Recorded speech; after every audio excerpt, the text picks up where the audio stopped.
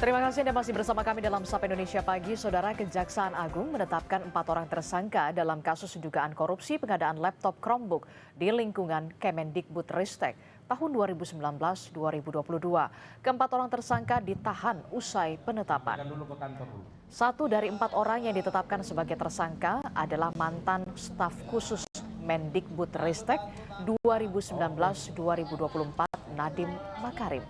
Keempat tersangka ini telah bersekongkol dan melakukan permufakatan jahat untuk melakukan pengadaan laptop berbasis Chromebook.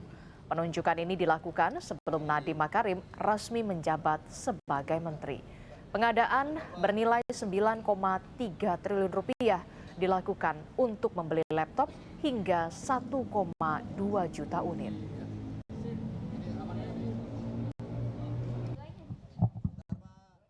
Kementerian Pendidikan dan Kebudayaan Riset dan Teknologi Republik Indonesia melaksanakan kegiatan pengadaan teknologi informasi dan komunikasi atau TIK untuk PAUD, SD, SMP, dan SMA dengan total anggaran keseluruhan 9,3 triliun. Sehingga merugikan keuangan negara serta tujuan pengadaan TIK untuk siswa sekolah tidak tercapai karena Chromebook S banyak kelemahan untuk daerah 3T, yaitu daerah terdepan, terluar, dan tertinggal. Mantan Menteri Pendidikan, Kebudayaan, Riset, dan Teknologi Nadiem Makarim keluar dari gedung Jampitsus Kejagung setelah kurang lebih menjalani pemeriksaan selama 9 jam sejak pukul 9 pada Selasa pagi. Pemeriksaan ini adalah kali kedua Nadiem mendatangi Kejagung setelah sebelumnya pada 23 Juni juga sempat diperiksa. Tidak banyak memberikan keterangan, Nadiem hanya keluar dan mengucapkan terima kasih kepada Kejagung dan bilang kalau akan kembali ke keluarga. Nadiem diperiksa atas kasus pengadaan laptop Chromebook pada tahun 2019 sampai 2022 yang diduga merugikan negara 9,9 triliun rupiah. 3 staf sus Nadiem pun juga turut terseret dalam kasus ini. Baru saja selesai panggilan kedua saya. Dan saya ingin berterima kasih sebesar-besarnya kepada pihak kejaksaan karena memberikan saya kesempatan untuk memberikan penerangan terhadap kasus ini. Terima kasih sekali lagi untuk teman-teman media. Izinkan saya kembali ke keluarga saya. Kapus Penkum Kejagung Harli Siregar bilang pemeriksaan Nadiem Makarim untuk menggali informasi soal pengadaan Chromebook tersebut mulai dari perencanaan hingga pengawasannya. Selain Nadiem, penyidik juga memeriksa saksi-saksi lain untuk pendalaman. Selain pendalaman terhadap berbagai informasi, juga barangkali konfirmasi ya.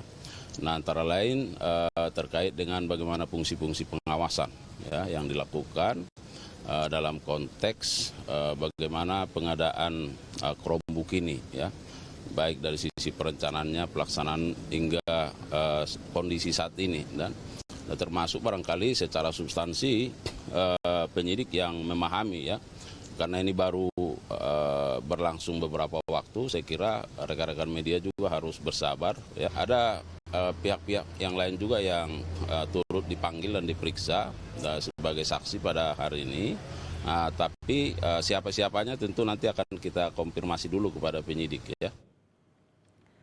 Merespon penggeledahan yang dilakukan Kejagung terkait dengan kasus dugaan korupsi pengadaan Chromebook, Direktur Public Affairs and Communication PT Gotoh, Ade Mulia bilang, Nadiem Makarim sudah tidak lagi jadi bagian PT Gotoh. Ade menegaskan selama Nadiem menjabat Menteri, PT Gotoh tak pernah terlibat hingga berhubungan dengan Kemendikbudristek, terutama pada kasus yang saat ini ditangani Kejagung. Sebelumnya, kata Kapus Penkum Kejagung, penggeledahan di kantor Gotoh dilakukan untuk mencari informasi yang signifikan soal bukti dugaan korupsi pengadaan laptop di Kemendikbudristek yang saat itu dipimpin Nadiem Makarim. Dapat kami informasikan pula bahwa Saudara Nadiem Makarim sudah tidak menjadi pejabat eksekutif maupun karyawan di PT Aplikasi Karya Anak Bangsa atau yang dikenal saat itu sebagai Gojek, di mana sejak Oktober 2019 yang bersangkutan telah mengundurkan diri dari posisinya sebagai Presiden Komisaris dan sama sekali tidak terlibat dalam operasional maupun manajemen dari perseroan. Dan selama masa jabatan beliau sebagai Menteri Pendidikan, Kebudayaan, Riset, dan Teknologi, memang perseroan tidak